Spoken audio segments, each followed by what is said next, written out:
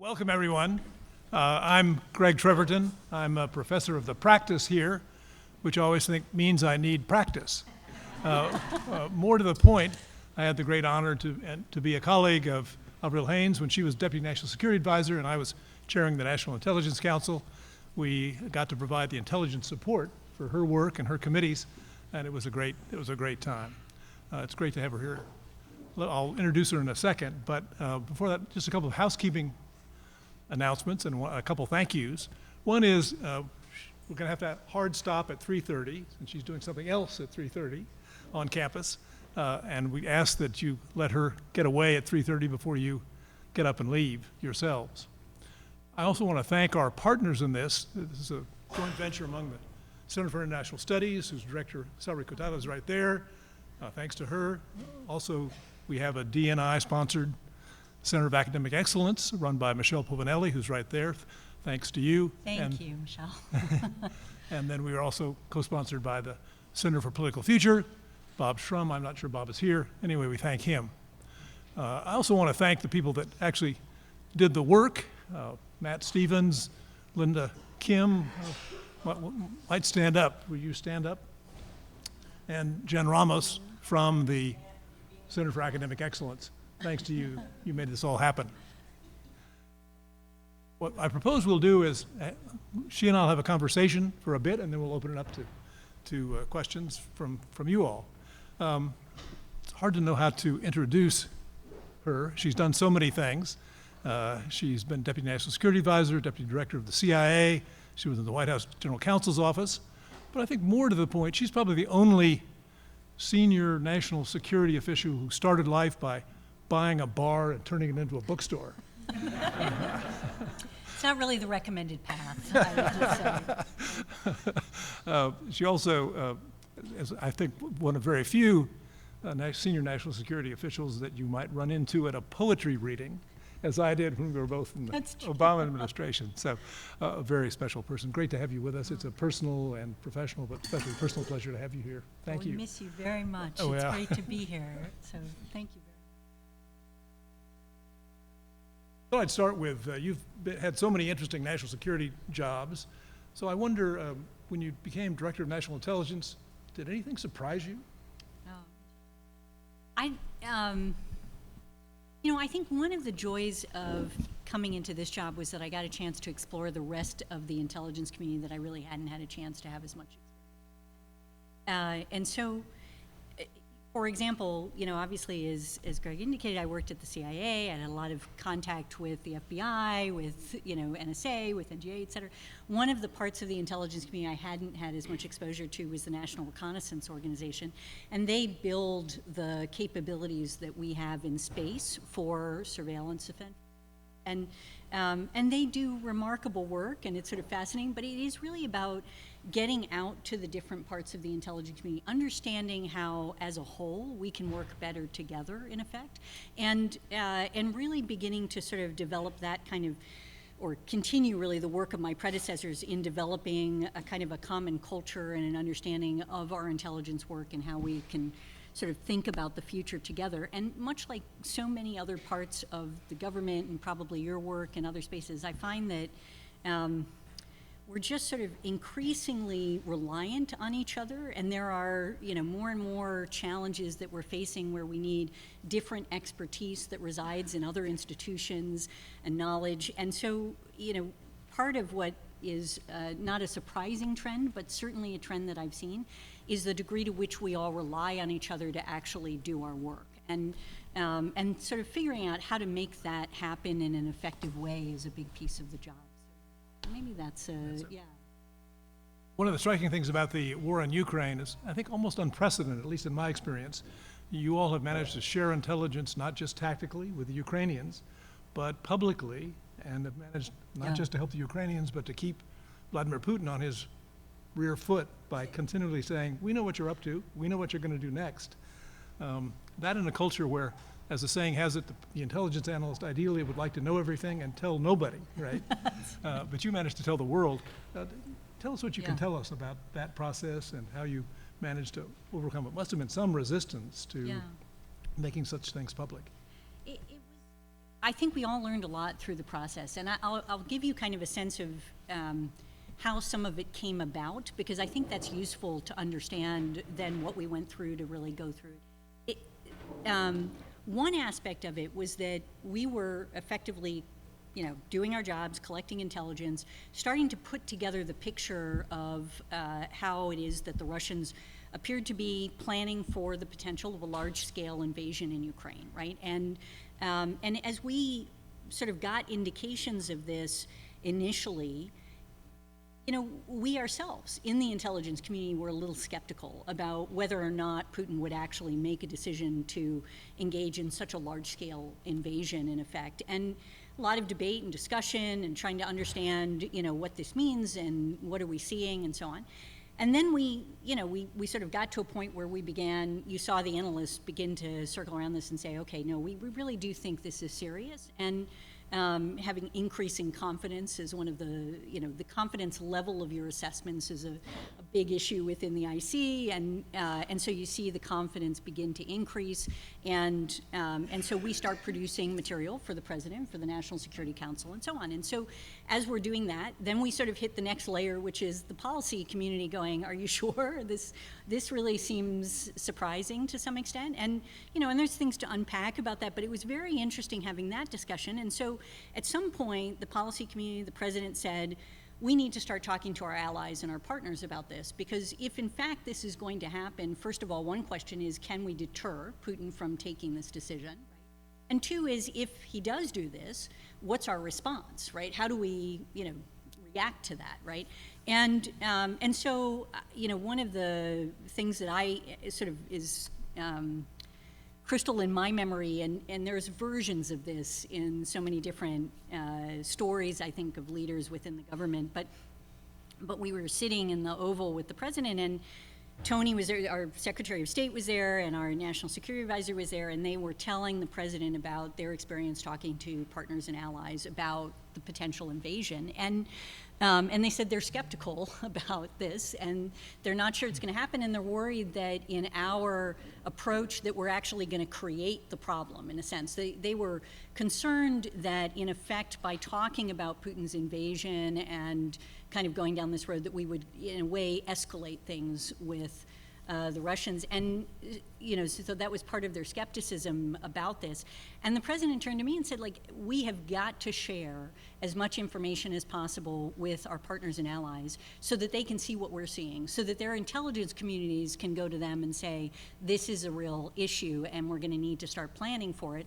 Not saying that it is definitively going to happen, but this is something we need to actually seriously engage on. And that really, in many respects, Bill Burns, other leaders in the intelligence community, Paul Nakasone, others, all went out to our counterparts, began to start thinking about how do we push this information out, how do we ensure that our experts are engaging with their experts.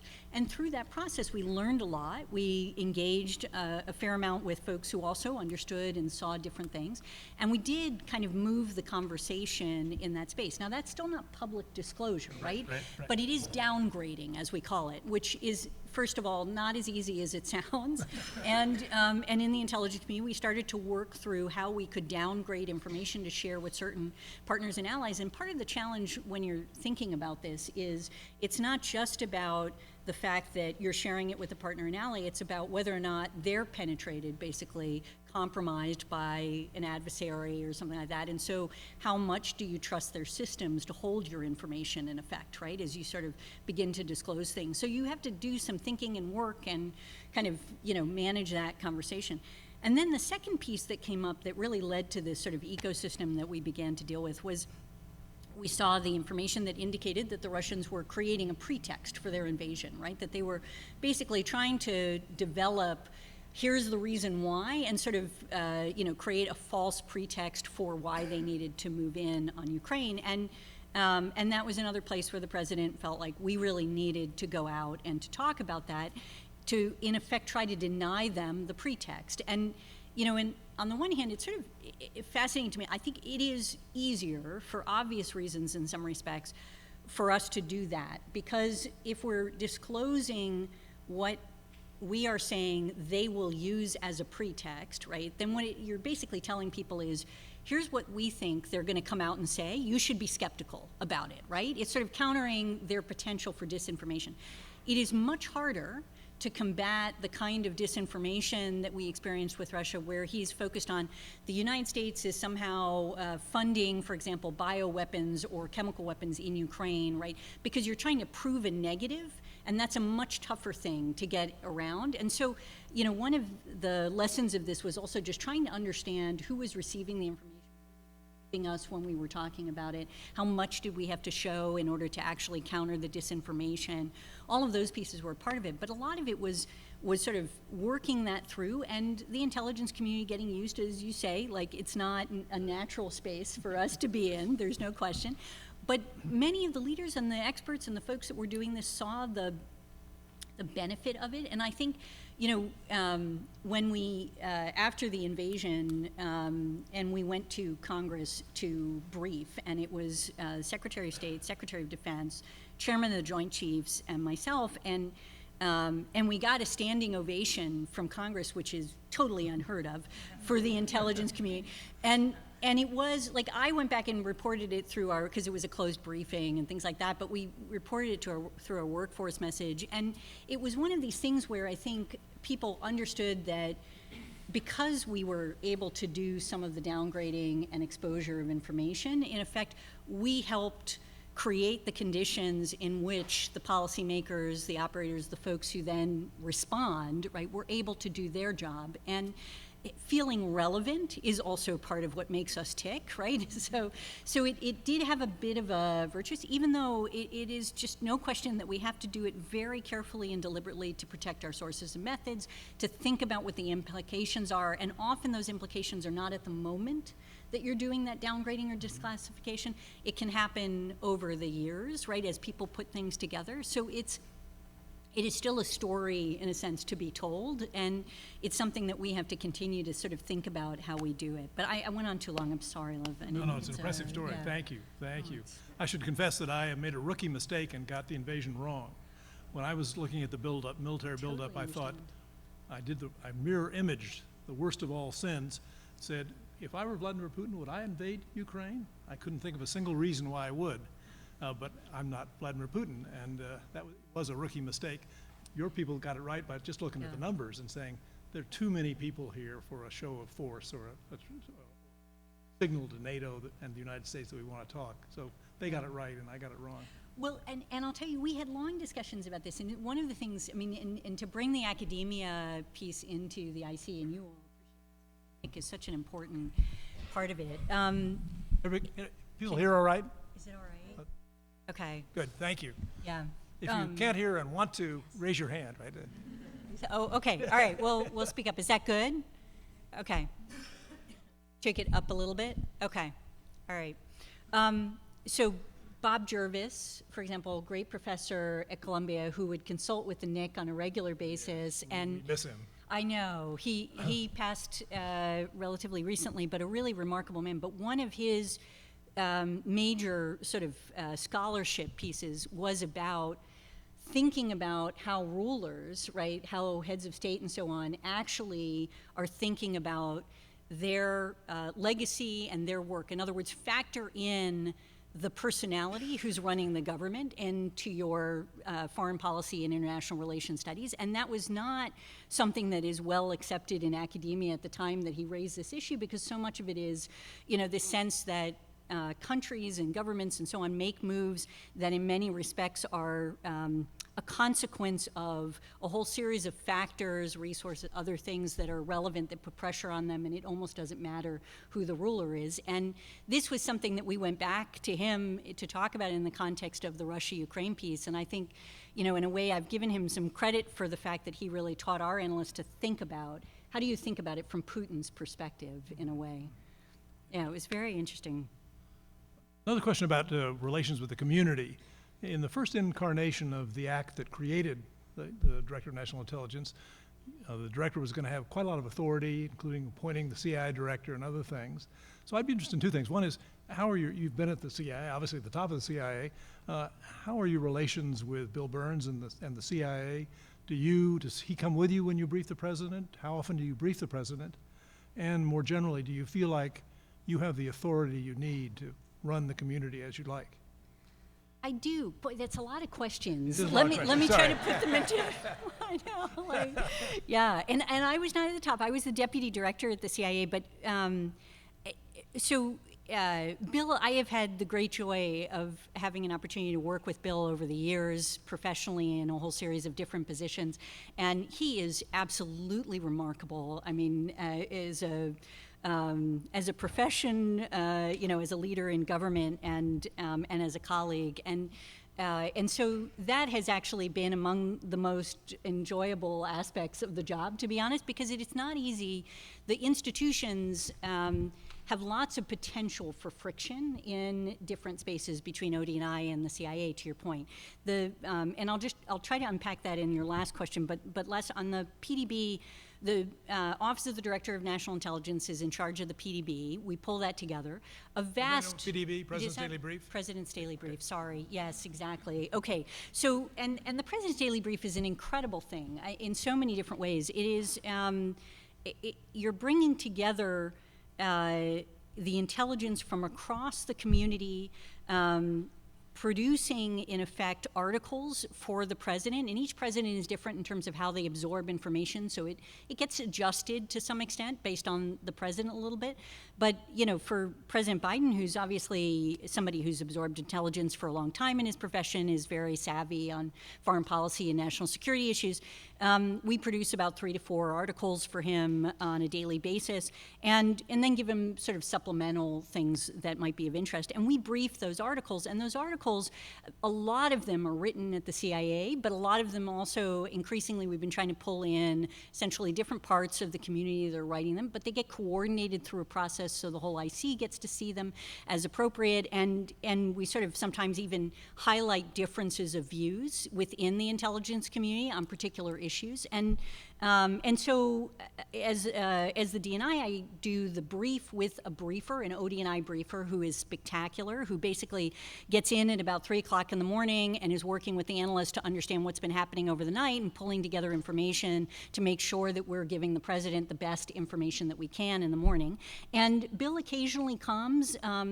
So do other cabinet members. The President of the United States, he's somebody who really enjoys the conversation around foreign policy and national security. So we will sometimes, like if we're doing a piece that is that's on an economic issue, Secretary Yellen may come, if there's a different, so it tends to be in that sort of form. And then finally, to your point on the authority piece, I think, I really do think we have enough authority, to be honest. And it is the reason for the sometimes institutional tensions between the CIA and OD&I are too numerous sometimes to go through in this context. But one of the aspects of it is that the CIA, when it was the Director of Central Intelligence, so DCI, before you heard the acronym DCIA, which is what Bill Burns is now, was in effect supposed to be coordinating the intelligence community. And but didn't much. But didn't much, and didn't have the authority to do it either. And this was part of the thing, right? And the IRTPA that established my institution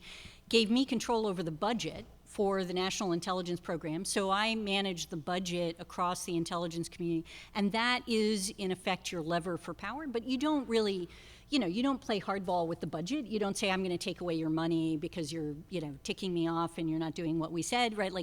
It really is about trying to develop a community of leaders within the intelligence community that's working as a whole, and that's largely what I do in sort of leading the XCOM. And to your point about appointments, no, I actually think it is important, as is true for across the intelligence community, the heads are appointed by the president, effectively, right? So the Central Intelligence, Director is appointed by the president. The deputy director is a presidential appointment, even though it's not with Senate advice and consent. My principal deputy is appointed by the president. The National Security Agency director is appointed. So it's all of these pieces are really to go to the top, and I think that is actually appropriate for the kind of work that we do.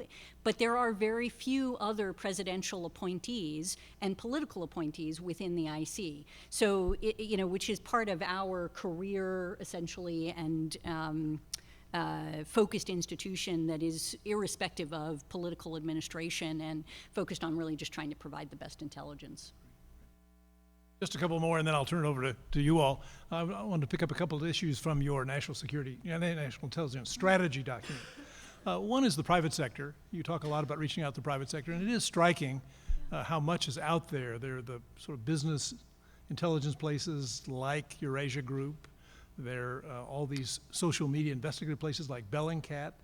Indeed, when I was chairing the NIC, I wanted to do a weekly view from the chair of the NIC. And I finally realized that I had two choices. I could curate stuff we'd already done, in which case I would be more likely to confuse people than to edify them, or I could sort of step back and give a sort of a view from the mountaintops.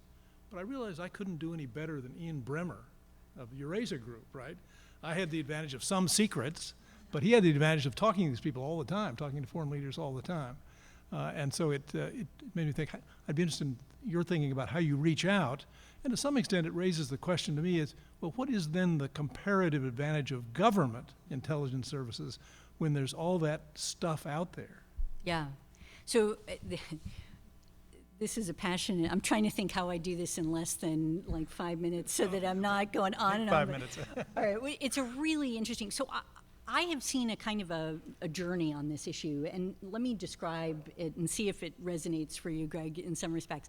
So I remember when I was deputy director of CIA, we brought back George Tenet for a discussion in the bubble which is our big auditorium at the agency, to talk to the workforce. And one of the things that he said was, John Brennan at the time was interviewing him for the workforce, right? And he talked about missing the PDB and, sort of reading all of the intelligence in the morning every day and so on. And then he said, but then I got the New York Times and I found out there's actually a lot of very good analysis on these major issues, kind of to your point, right? In the sort of sense of there's actually a tremendous amount in open source that is quite exceptional analysis in these spaces. Now, even then I had an answer for what I thought the comparative advantage was to the government, but I just want to pull that string a little bit longer, because I think then what I see happening is there is so much information, right, in open source. It is absolutely astounding, right? How many experts you've got, how many folks that are talking about these issues, everything else.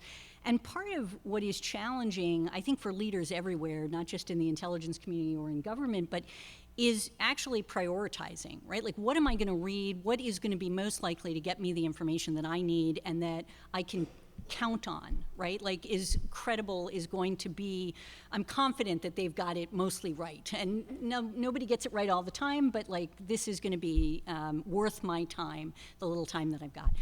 A big piece of what we do, right, is actually trying to sift through all of that and focus on what's important, what does the president need to know for the decision making that he has in front of him, and what is credible. And a big piece of that, to your point, and part of why it's so much a factor in the national intelligence strategy, is that we are not going to get that right, and we're not going to be able to provide the kind of in-depth analysis or to show the edge cases or to explain the sophisticated sort of potential scenarios that may not be likely but could be high risk, other things that could intersect with a variety of trends, unless we are talking to folks outside of the government. There is tremendous expertise and knowledge, and increasingly so, on foreign policy and national security issues that are outside not just our government, but also outside of other governments, right, which is where we typically spend a lot of our time. And so in the private sector, in other spaces, and that's a big piece of the thing. But there is another value that we have, which is that we produce our analytic work according to tradecraft standards that are intended to try to help us avoid essentially illegitimate biases. And one of the illegitimate biases, in a way that we guard against, is policy. So if you are the State Department, you may also have a lot of this information at your fingertips, including the reporting that we're doing in the intelligence community. But when you're talking to the president, what you really want to say is like how great the policy is that you've been pushing and how wonderful your folks are in doing all of that work, right? It's a natural instinct. I don't mean to say that people are trying to pull something over, but it is, you're so invested in your work, right, that it is really hard to step back and say, this is actually not going so great. Like, and so that's part of what we do, is we deliver the bad news. And it is, I think, a critical aspect of our work that you're not going to get from even Ian Bremmer, who Right. is certainly sophisticated and spectacular in many ways. Yeah. Great, great. Well, I'm sure the students here will have lots of questions about careers, but let me open that line of thinking. It does seem less and less likely that Gen Zers are going to be attracted to places who expect you to stay for a whole career. That's been the expectation until now. Much less a place where you have to leave your cell phone in the car. So I'd be interested in what are your main thoughts about trying to make intelligence in general more attractive to these people? Yeah. Well, one thing I can tell you just from personal experience, it's awesome leaving your cell phone in the car. It's like, it is really like, yeah, having a moment to focus sometimes is pretty great. So I guess a few things. One is, I do think part of I'm so focused on the technology piece that I'll just follow through on that, because, when I came into the agency, I remember we were trying to understand how do we retain some of the enormous talent that we've got, obviously in the agency. And so we did a study where we were talking to folks who were 5 years in, essentially, and trying to understand what were the challenges that they faced. And really one of the top complaints and frustrations was the desktop technology, which was kind of like, you've got great technology for mission, but like we're still using this desktop technology from what we think is about 20 years ago. And so there is no question that it's really hard, because part of, obviously what we're trying to do is make sure that whatever we're doing within our intelligence community is secure, and as a consequence, wireless technologies, other things like that, present some pretty significant challenges. And so there's an inordinate amount of process that you have to go through in order to get your desktop technology to change in order to keep up with these things. But the message was received, and I think we have tried to become increasingly innovative about how it is that we actually use technology within the workspace in order to do it. We've had some better success in certain areas and less success in others. I would not tell you that it is perfect, and if you just talk to anybody in the IC, they will tell you that too. So I want to oversell it. But to your other point about the fact that people don't think about their careers in 30-year chunks anymore, I think that is absolutely true. It is also true in government. It is a reality. And what we are doing is a great deal more that allows people to go in and out of government and to shift between essentially elements, and we're continuing to create processes that allow for that. It is also true, and I certainly experienced this in the course of my government career, but you get to change jobs within these institutions and do completely different things. That is so much fun. And you can be working on one region of the world today, and then in another year you're working on a functional issue that you've never looked at before, but there's actually intersections that make you really insightful when you do the second. And I do think that the mission is what brings people into the job. The challenge that I find that's most difficult for us that we have not really figured out is the sort of place where you move in and out of the private sector on like technology issues, for example, that allow you to do the work that you want to do, and that's largely because of legal challenges associated with that. So just to give you an example, but when I say legal challenge, I don't mean it to say like the lawyers are being a pain in the ass. I mean it in the sense that there's actual real issues. Yes. It's possible, but the speaking as a lawyer, I was certainly a pain in many circumstances. But I would say that when you think about this, like if you have somebody who is in the private sector, who knows sort of key sector, like biotech or something like that, right? And they are coming into government. And they're somebody that wants to go back into industry, right? In the next few years, they just want to come in for a stint. They add their knowledge and experience.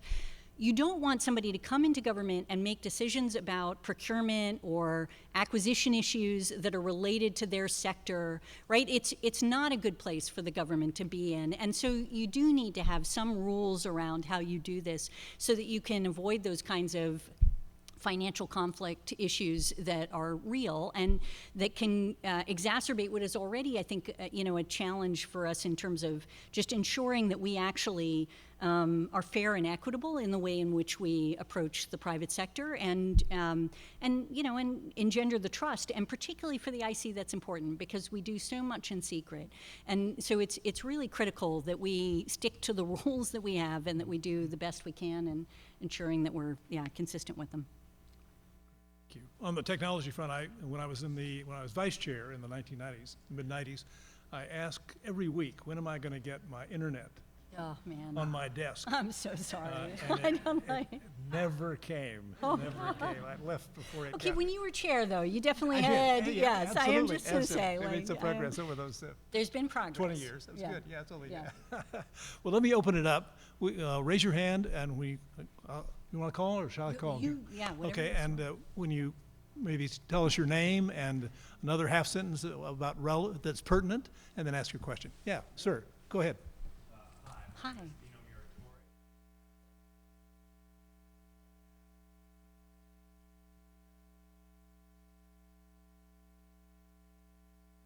God, yes. Every week, Watching right? video my deputy chief of staff, pretty much every week. No, that's not true. But it is. There are definitely moments. For different reasons, right? But it is.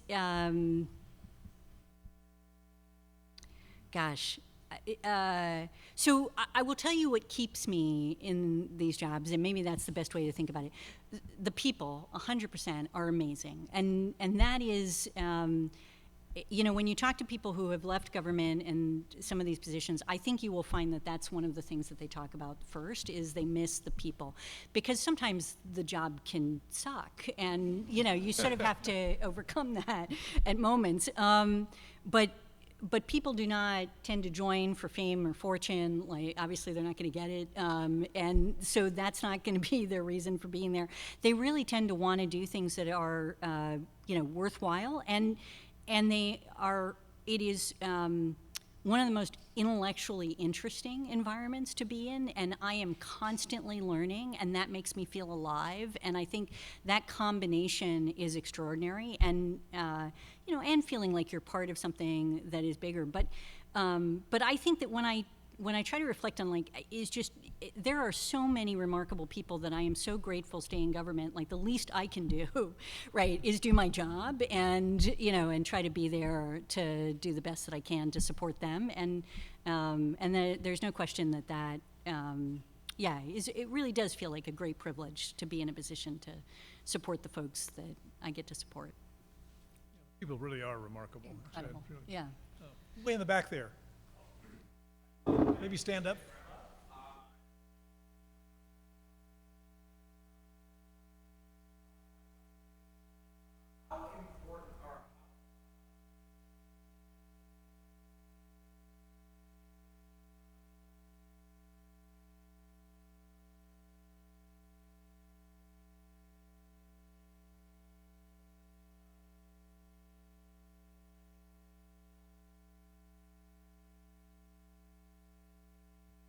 Yeah, so here's what we do. We have an election threat executive that resides in my organization in the Office of the Director of National Intelligence. This person effectively works with the rest of the intelligence community. Now they're in a construct called the Foreign Malign Influence Center, but that's sort of been expanded by Congress. They sort of developed this piece.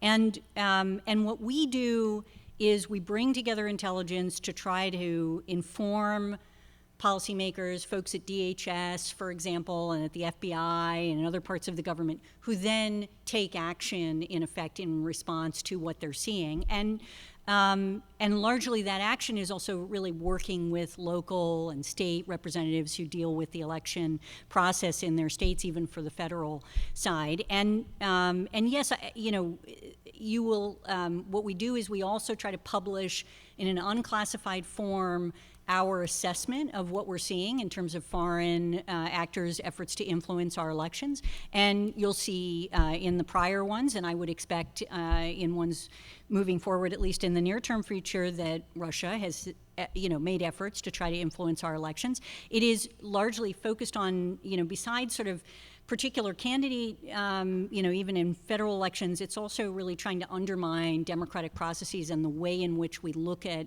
the credibility of those democratic processes. And so that's a part of it. But it is, part of what we try to do is pull this apart so that people see a little bit of what we're seeing. And then finally, the other piece I would say is that, all of you obviously are familiar with large language models and generative AI. This is something that I think we see as an area where it is going to make it increasingly challenging to manage, in effect, the amount of potential disinformation. And of course, elections are one of those areas where it's particularly concerning. But hopefully that gives. In front. Don't want to have a left-wing bias here, so go ahead.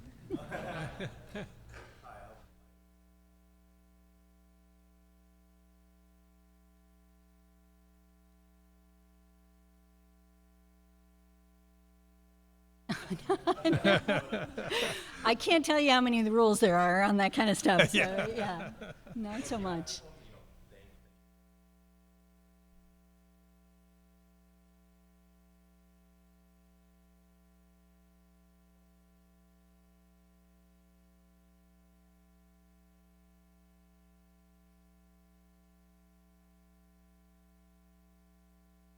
Yeah.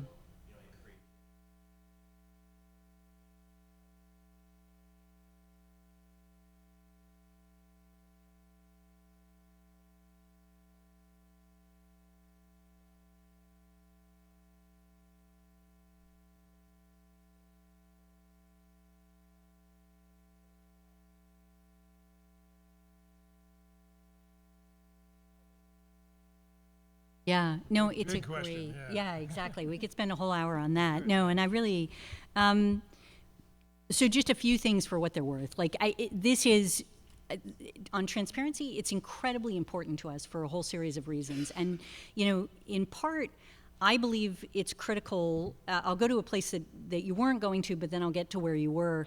I think it is important for the intelligence community to try to be as transparent as possible about the threat picture that we're seeing.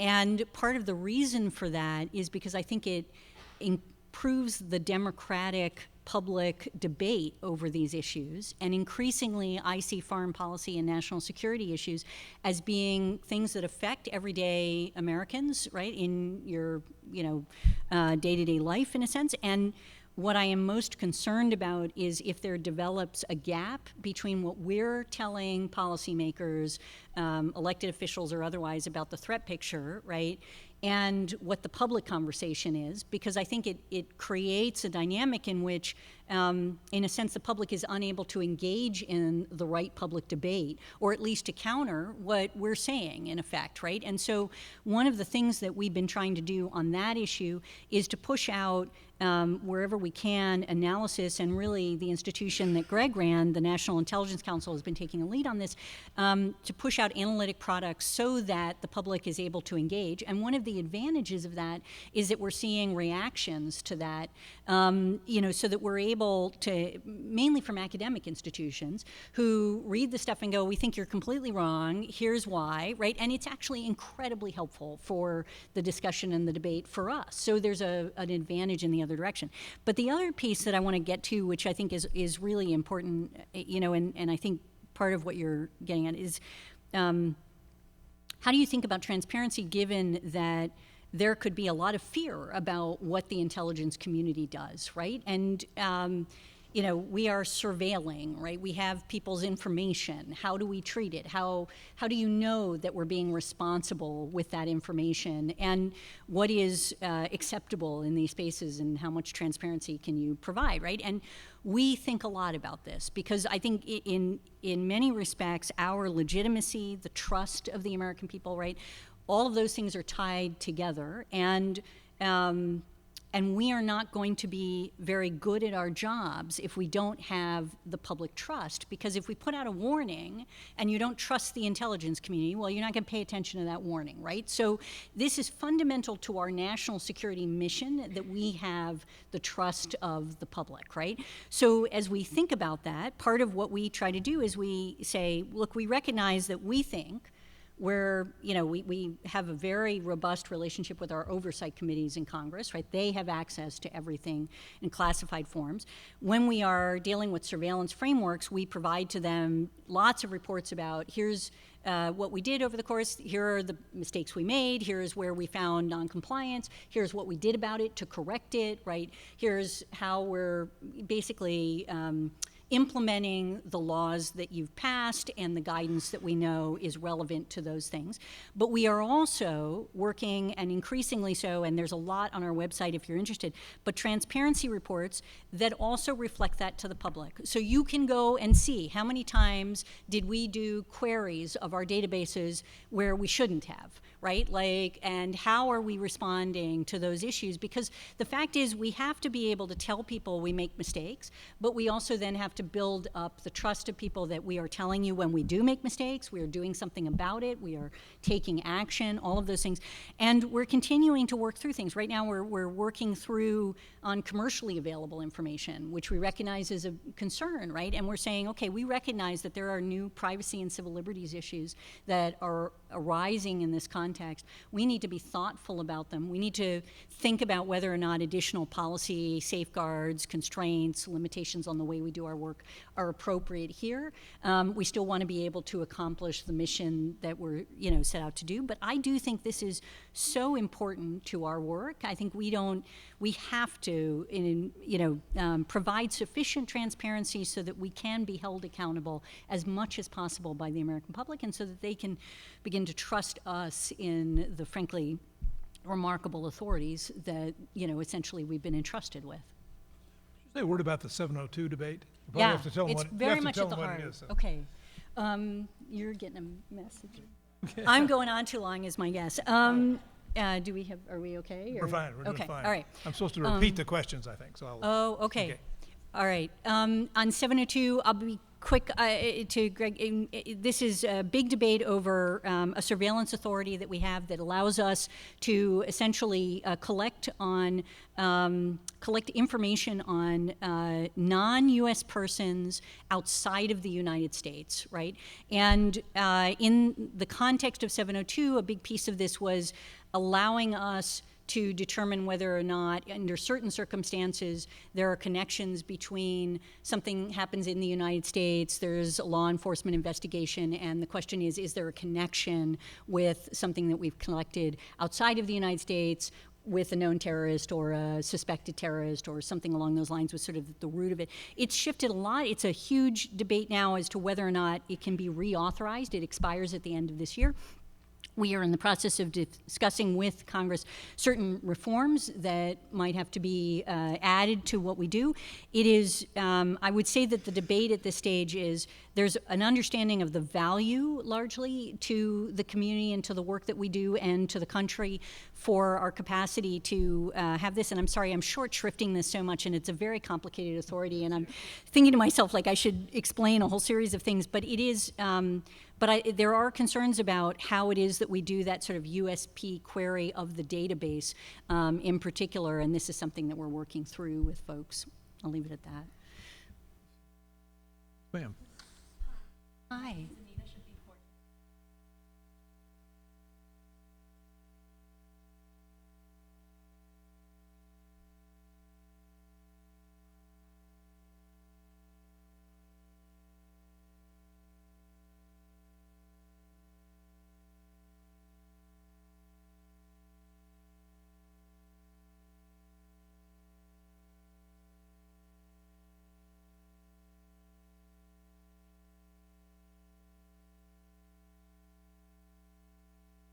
guess I'm supposed to repeat the question. The question is, given the importance of personalities in international relations, how would you assess Xi Jinping? Okay, so in an unclassified environment, maybe just a few things. None of this will be surprising, but I mean, I think part of what we do in the intelligence community when we're doing our job well, I think, is to try to help the U.S. government's leaders understand how it is another country is perceiving our actions, right?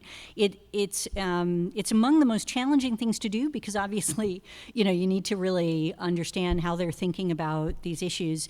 But it's so important because it helps people in very much the way that Greg was noting with respect to Putin. It helps, and I try to do this in public testimony when we do our annual threat assessment too, but it helps the public, I think, also understand why is China doing certain things that they're doing in this space. So to your point, one of the things that you can note publicly is that President Xi in his public remarks has been increasingly in a way like more confrontational with the United States, right? And even indicated in public remarks that the United States is trying to suppress China, right? And one of the aspects of the sort of perspective from China is that China, our analysts would say, China believes that or has believed and continues to believe, although this is, I think we're seeing a slight shift in this. So let me just give you kind of where our analytic line was a little while ago, and then I'll try to give you the adjustment.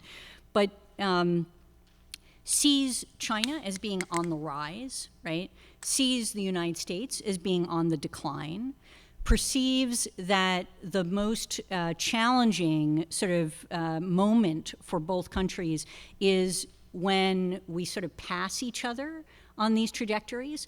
And China's not interested in, just as we are not, interested in engaging in a conflict, with a military conflict with the other country. But China has perceived that as a key aspect of it. They have also now for some time, and I think Xi is indicating this through his own words, that the United States is trying to contain China and to prevent it from rising, in effect, in this context. And one of the particular issues that is sort of front and center right now is that what you're seeing is China is manifesting some of the challenges that we sort of perceived they would have and will continue to have for their domestic economic situation, right? Their demographics are challenged, their aging population, there are a whole series of things, their labor forces shrinking, they've number of issues, and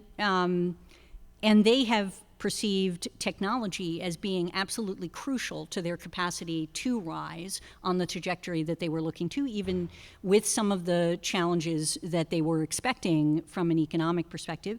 And the question is, can they do that on the trajectory that they were hoping to do that? And in part, they may look to blame the United States if they can't, on some level, even if it's not an issue, right? But I think also they are very concerned about essentially the U.S. with allies and partners having an impact on their capacity to really develop the technology that they're looking to develop. And that's sort of one of these spaces where we're continually watching that, but it's another way to think about, I don't know if it makes any sense, but great, okay, absolutely. Okay. So many hands. Woman back there in the white. Yes, please.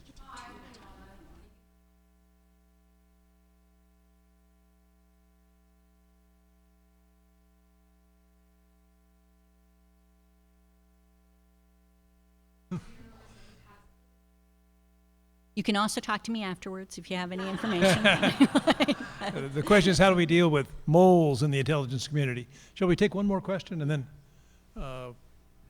they're sort of in the middle. Sorry to point. Yeah. Yes, absolutely. No problem. That one's easy. All right. What another one? Sure. Down there. Yes, ma'am.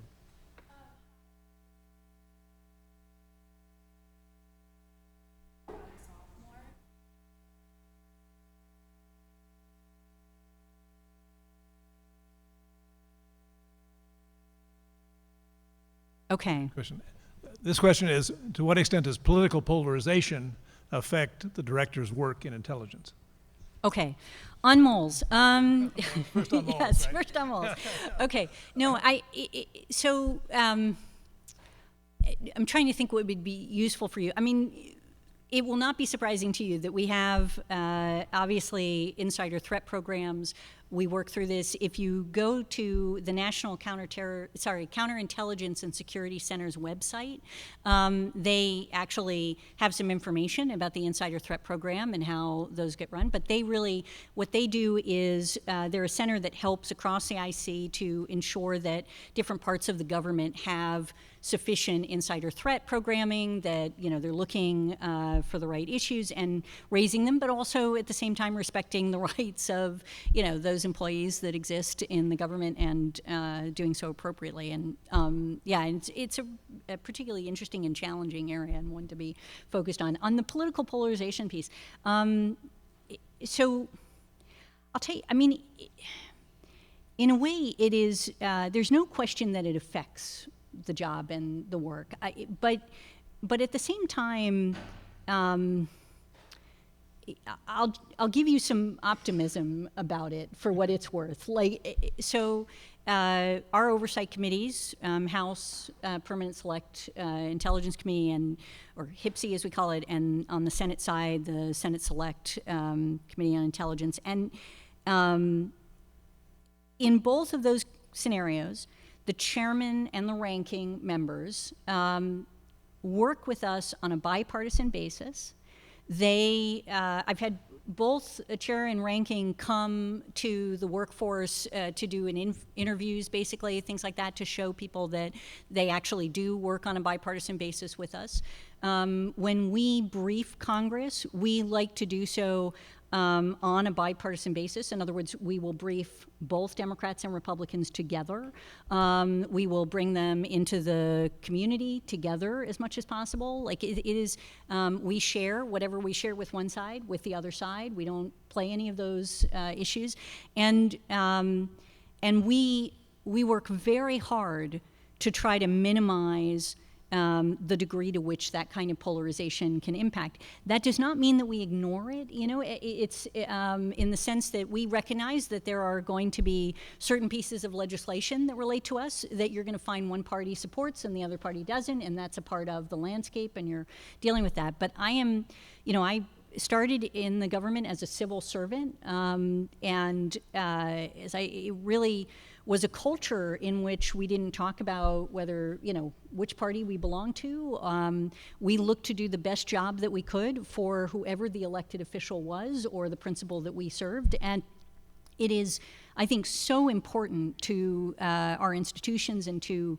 our national security that we maintain that for the future. And it's a really, it's just such a fundamental, I believe that the intelligence community provides extraordinary decision advantage is one of our terms. It sounds like a crazy, mission statement, right? But it is, that what we do for the U.S. government is really important. And I do not want us to get caught in that space. And what I find is that there are many, many elected officials on both sides of the aisle that also care about that and that do their best to try to protect us, in a sense, from that concern. But it's a reality, and I don't want to ignore it either. Well, it's awfully good to hear. I worked for the first Senate Intelligence Committee. When I look back on it, it was bipartisan in a way that I can't, even now, hard to believe, right? Yeah. Hard to believe it was like that. So the waters you have to navigate are much trickier. Let's see, who's next? Right here, sorry. Yeah.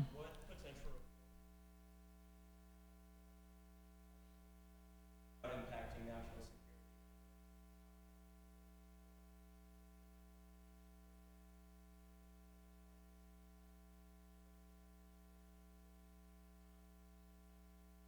Outsider, transparent.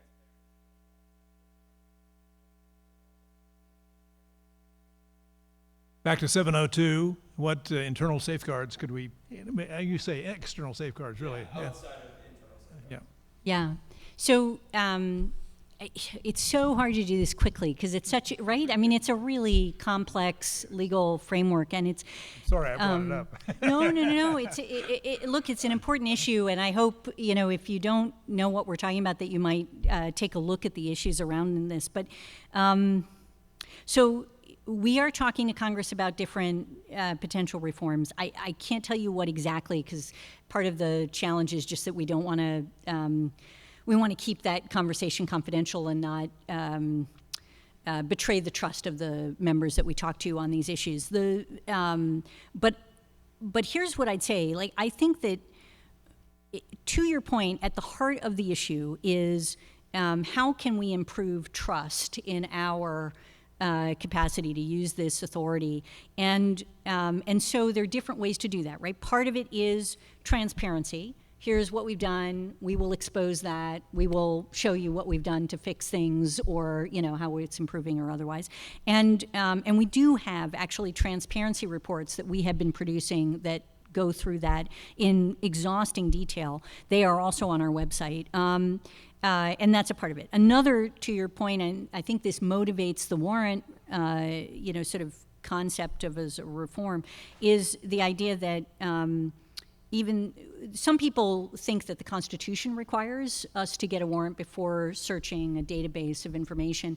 We don't agree with that, and there are many courts that have agreed with our legal interpretation. And and I sort of leave that to the Attorney General, obviously, and he's quite eloquent on this topic. But it doesn't. Even if you don't think the Constitution mandates it, you could see how Congress could set up an additional external review. And one of the challenges is, okay, so what does that review look like? And I think from our perspective, there are a couple of things that you have to kind of take into account when you're considering these things. One is,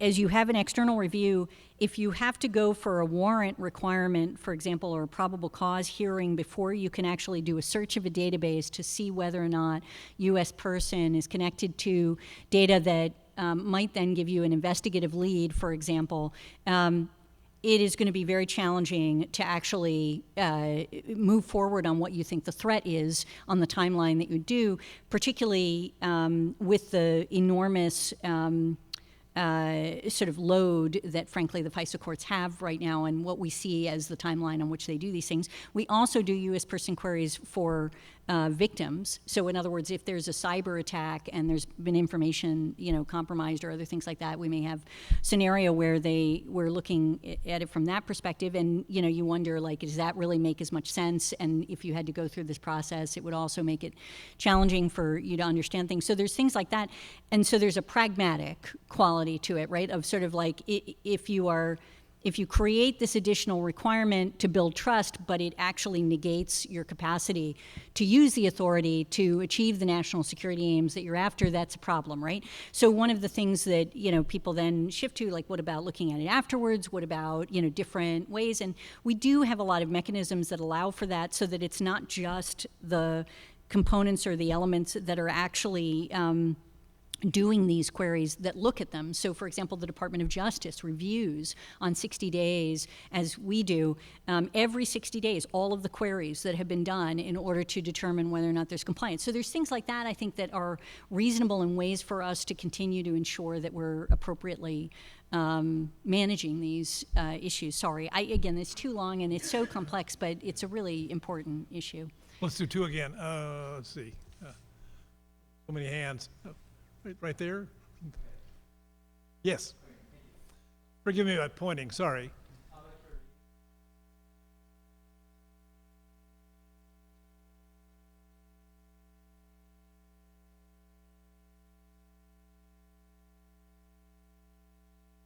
Take one more. See, I think I've called on too many. Who's a woman that would like to ask a question? I've called on too many men, I think. Yes.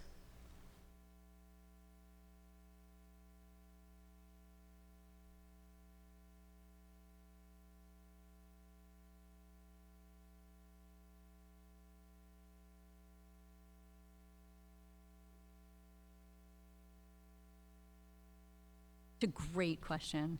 Okay. I didn't quite get it. Can you repeat it? What are the factors that go into our decisions about what to prioritize to show the president? Oh, okay. And what are the things that we might have overlooked as a consequence? Okay. Okay, private sector, also a good question. So I think you are referencing, Kareem, the fact that there is increasingly available commercial spyware type stuff. Is that what you're after and thinking about? Yeah.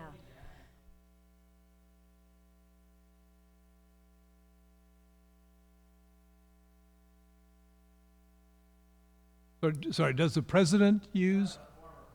Oh, the former president. Oh. You may not Okay. want to go there. I'll stick with what I know. There is commercial spyware that is available more broadly, and it is one of the issues that we have to deal with. And there's an executive order that the president has done that basically allows us to sanction under certain circumstances some of this. But let me just give you pull some threads on where the challenges are in our view on this issue. So.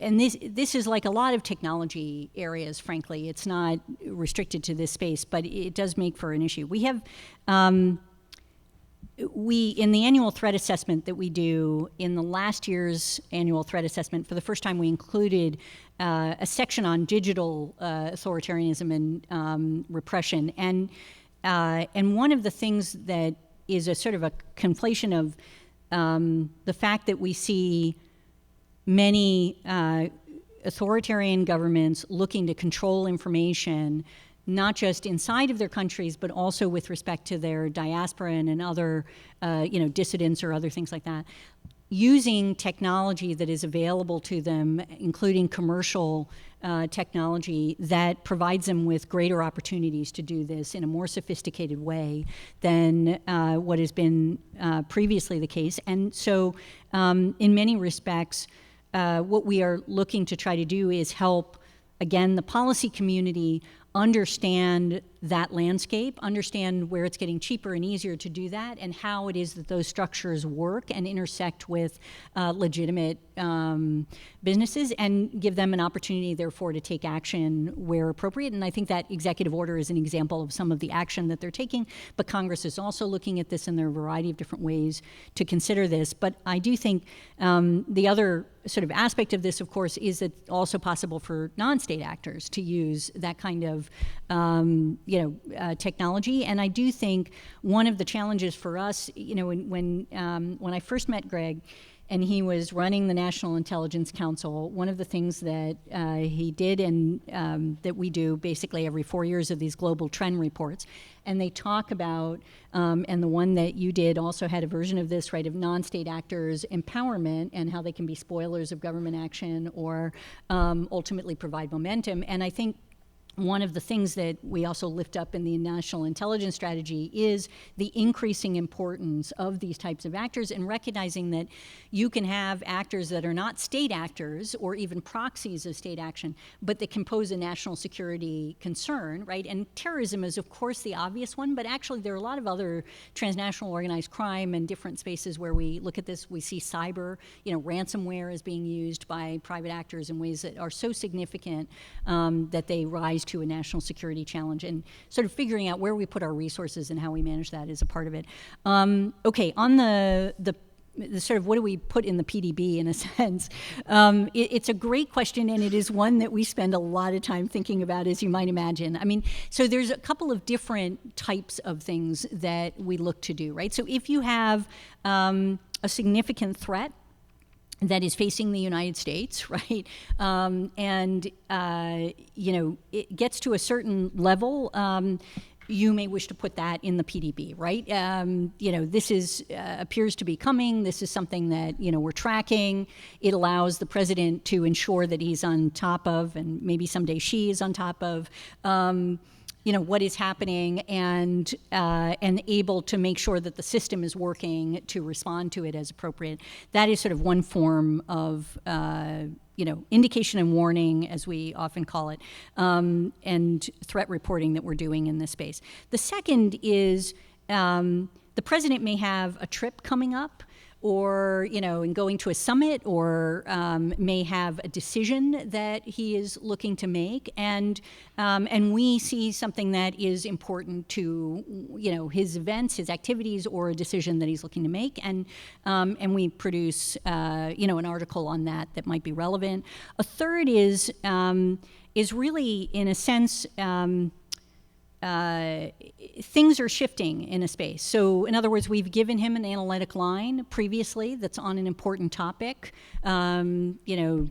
X country has not yet made a decision to, develop a nuclear weapon. Well, something's changed. Now they have, right? That's important news for him to have. And part of it is the sense of, that rises to the importance of the president, but it's also recognizing that you left him with one impression previously. You want to make sure that it doesn't stand if things are changing in these spaces. But there's a whole series of things that really come into play as you're trying to figure out what are the issues. But among the most interesting ones are the strategic pieces. And when I worked for President Obama and I went over to be the deputy director of the CIA, one of the things that he told me, and he had told John before that, Brennan, who was the director, was that he would like to see more in the PDB on Asia and on the Western Hemisphere. And a lot of the PDB was counterterrorism in the Middle East. And really, when I went over, I thought, well, how hard can that be, right? We just put more articles on, that seems really simple, right? We should be able to execute on that, sir. And it turns out it's a lot harder than you expect. And here, just to give you some of the reasons for why. If you're in the intelligence community, a near-term threat is your bread and butter, right? You do not want to be caught flat-footed if there's going to be an attack on the United States or something of critical, right? So the system is trained, right, to focus in on those threats.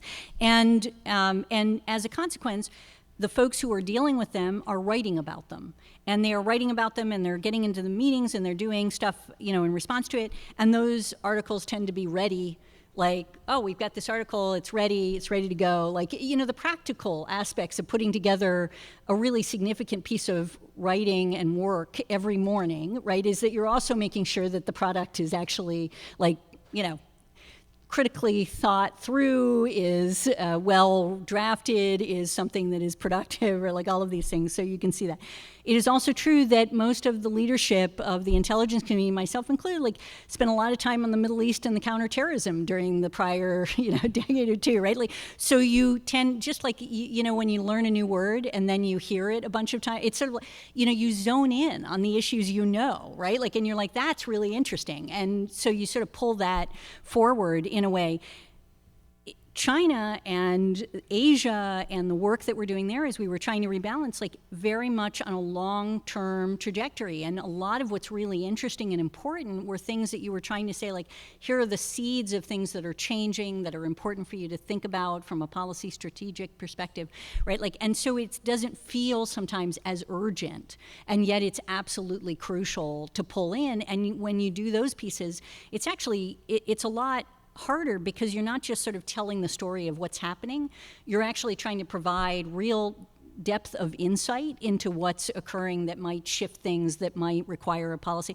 So it's some of the challenges that come into it. It doesn't mean that we weren't able to push that, but it was an interesting thing for me to learn, Anyway, okay.